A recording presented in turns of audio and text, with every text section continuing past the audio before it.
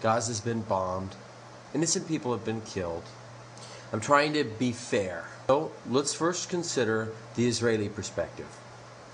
Israel has been trying to work a ceasefire, and through the ceasefire, they're still getting bombed. People have died at the hands of suicide bombs and missiles. I mean, it's a rough life to try to live your life when you're constantly under fire. Though truth be told, it's much safer to live in Israel than it is to live in Palestine. It upsets your life when you constantly have a barrage of bombs coming in because it gives you a fear. People don't feel safe. I understand their logic. Here's the problem. You don't trump and beat the underdog that's already beat and already been trumped 1,000 times. And to logically assume that this attack is going to somehow bring peace or stop something, it just doesn't add up. It doesn't equate to the way people work and the way hate spins. Israel needs to know that they didn't bomb Palestine. They bombed the Muslim world, and they bombed every human. And you can say, well, Palestine, the Palestinians did the same thing. Well, there's a big difference. They're the underdog. You're in charge. You are the occupier. When they had those hotel bombings just recently in India, the killers were looking for Jews to kill. So interesting that they would go looking for Jews, because this isn't about Jews. This is about Israelis. You know, it's not even really about Israelis. It's about the policy of the Israeli government. The Palestinians are loved by the Muslims and by people throughout the world who care, who are awake enough to care, even here in America. So what happens is, out of loyalty to the Palestinian plight and out of outrage, the people who are angry, they want to get back at Israel. But it's hard to get back at Israel because Israel has one of the toughest armies in the world. So what are they going to do? They're going to get back at Jews, and they're going to make Jews pay for this. Oh, not just Jews, also Americans, because we as America are letting it happen. These are seeds of potential terror, quote-unquote terror, but, you know, someone would say, well, it's not terror, it's retribution. And, to put it in logical perspective, in Iraq, American soldiers they're out in the hot sun, these explosives go off, you know, their buddies have died, they know that someone in the nearby village was in charge of those explosives that killed their buddies. The story goes that they went into the town and killed a lot of innocents because someone had to pay. And see, that's what happens in an environment like that. You can't always get the culprit, so you get the closest next best thing. In Vietnam, there was a big tragedy called the My Lai Massacre. American soldiers were so frustrated because there were booby traps killing their buddies. And one day they went into My Lai. They gunned down pregnant women, children.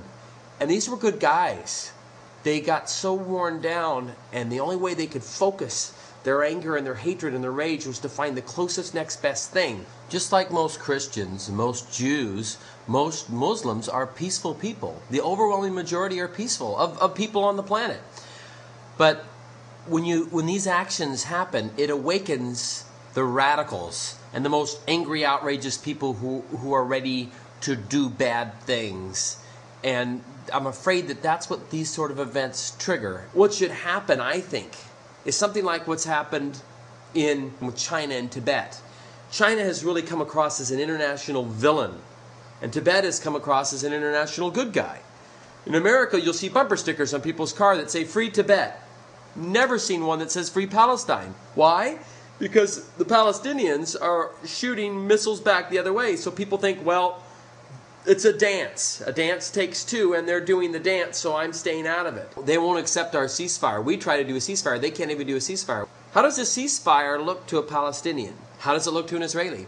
To an Israeli, a ceasefire is perfect. You have everything you want. To a Palestinian, a ceasefire still looks like crap. Your life still sucks, and you're still under their thumb. Maybe a ceasefire isn't enough to offer. Well, it's a start. No, well, maybe it's not enough. Maybe you have to offer something more than a ceasefire to start. You're assuming that we're dealing with two people on a level playing field. You aren't. You're up here, they're down there, you're pounding them. You can't expect them to work peace on your terms. The tyrannical victim. It's funny how a victim can create tyranny, and we're defenseless against victims. It's like I had a guy threatening me on the website. He told me his father was killed in 9/11 and he would hate all Muslims. There's no logic to his argument, but you kind of lay your hands off because his father died. It's like if you talk to a Palestinian whose brother's in jail, if he says something a little crazy, I'm like, okay, I understand, his brother's in jail. But that's what happens. Israel, you're like, well, the Holocaust, you know, they're victims. So all these people, they've got this victim status, and whenever you challenge what they're doing, you end up offending their victim status. How many of us have had victims walk all over you?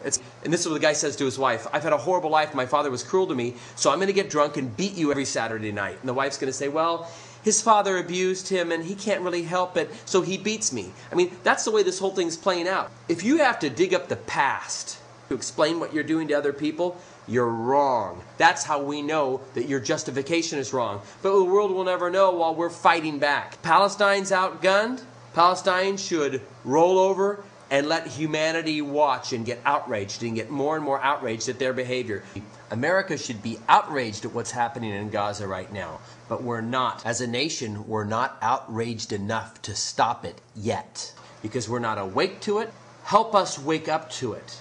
Help us wake up to the outrage by not doing outrageous things yourselves. You know, Americans like to pride themselves on coming to the rescue of people who are in distress, the good guys. The Palestinians could be and should be the good guy. Restraint. It's the toughest thing to do.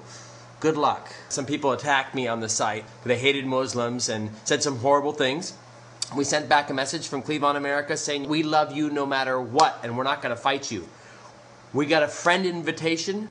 I admire the bravery of this young man who said these hateful words to invite us to be his friend on our website.